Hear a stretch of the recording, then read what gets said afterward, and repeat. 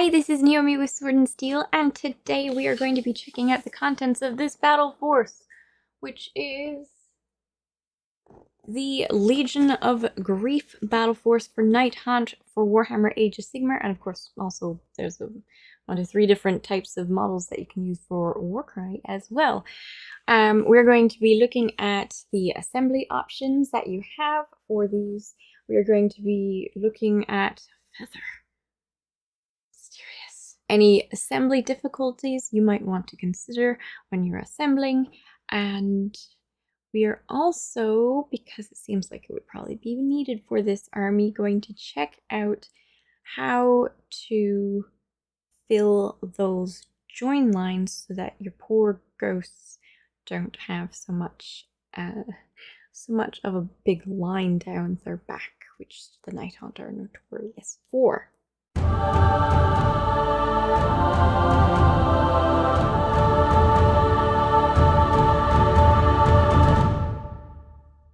Alright, here they are.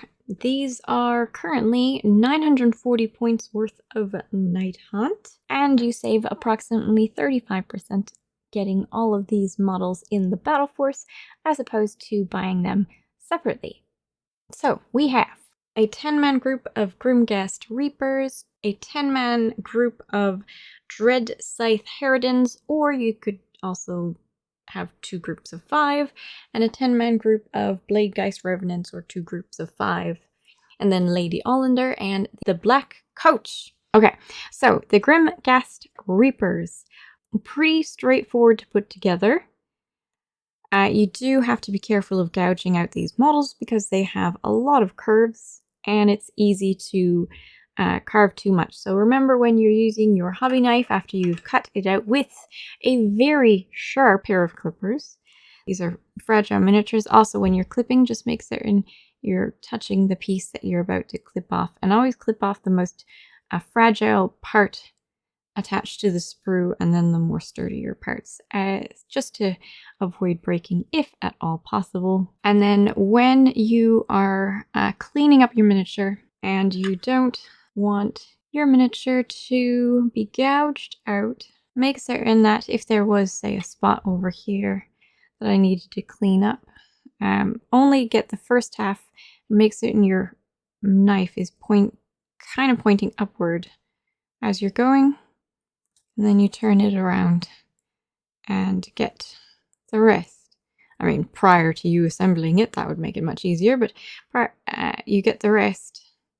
And then when it's just about done, you turn your knife around and you shave off any extra bits so that the curve is never hurt badly by your knife. When these guys are assembled, they are going to have lines right down their backs. That is not so nice, but what you can do is, whether you do it while you're assembling, which is what I like to do, or whether you do it after you're assembling, in particular this is very thin plastic glue, that's what you want, very thin plastic glue and perpendicular to the line that you're trying to remove, nice and gently. Now, one nice thing about using Nighthaunt is if you add too much, I'm running out. If you add too much to your model, it's okay, because these guys are blobby creatures anyways, so if there's a random blob, it just matches.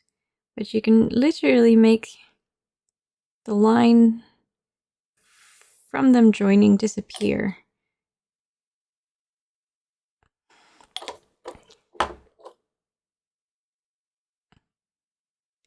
Just by going perpendicular. And if it feels like it's tacky at any point when you're working, just make certain you get more on there. And don't touch it, and the line will go away. I generally like to fix it while I'm assembling, but every now and then you miss it. And then kind of want to take that plastic glue if you're using a lot, because I'm using a lot since it's a bigger thing to fill and go all the way down so that there's no drawing of a plastic glue in a blob. Just all the way down. It's not going to hurt your miniature because it's so thin. And these are ghosties. You can't really do it on a person's face or anything because their face might disappear, but these are ghosties. You can do it. And then the line disappears and it'll dry and the line might be still there, but you can just do another layer. Grimghast Reapers have 2 sprues of the same, and you get enough to do, in a group of 10, you have enough to do 2 bells, and you don't get much in the way of extra pieces, just extra ways that you can add a few little bells here and there. Alright, these are the Harridans. Nice, creepy ladies. They again have 2 sprues to make 2 groups of 5, and the heads go in various, only go in one direction, but you can basically fit on different heads on different bodies if you try. And your leader has 4 creepy arms instead of 2 creepy arms. Yes. And there's enough to do 2 of them. Oh, and by 2 sprues, I mean duplicate sprues. They have 1 sprue times 2, so that you're actually building 5 different models times 2. But these are generic enough that, particularly when you put them out in a horde, you'll never really be able to tell that they're the same model. And of course you're going to be painting them spooky, so just paint them different. It'll be fine. Particularly if you go very fancy with your base as well. Okay, Bladegeist Revenants. Much like the Harridans and the Reapers, these are not multi-pose miniatures. You have to follow the guide to build them the way that you want. And there were 2 duplicate sprues, so 1 sprue done twice. So you're making 10 miniatures, but from only 5 different bodies. These are amongst my favorite guys, I guess because of the swords and their cute little chins. Like all of the rest of them, they're coming off of cemetery pieces, either gates or tombstones. The Nighthaunt are one of the easiest armies to paint ever in Age of Sigmar, so though they might be fragile, the fact that you can paint them so quickly in comparison to all of the other armies that have more details by far, particularly the Stormcaster, or even the Orcs have more details than these Nighthaunt. Gives you a lot of time to enjoy them, which is probably a good thing because they are a horde army, so you're going to need to paint a few of them. Now this lady, who you do have to be careful with, because she is only attached right there. I think I might change it up so that she's got another attachment somewhere, giving her a little bit more support just so that she's not wiggling around when she moves, because that, I imagine, will eventually be to her detriment. But she's such a lovely miniature. This is my first one. I'm glad that I have it now. She is such a pretty model. None of these really have options besides how many liters you put in there. So you're not going to get a whole lot of extra pieces at all. This guy is still separate in parts. So he's got 2 little things that you can add to his base. And there are 2 ways of building this guy. This coachman, one is using the scythe, and one has just an open hand reaching out, casting spells. That is a functional difference, not just for aesthetics, so you will want to pick and choose. I have an alternate black coach that has a magnet inside each piece, so I can switch them out as I like. It is up to you whether you want to do that or not. I would not suggest assembling him to this level because it is really hard to get in there. So what you can do is assemble the 3 ghosties on here. That's fine. But before you put it on, you want to be able to paint inside here.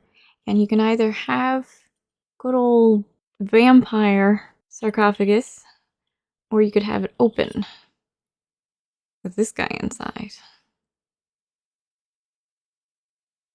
Whichever you want. You would not believe how much surface area is on this model until you start painting it.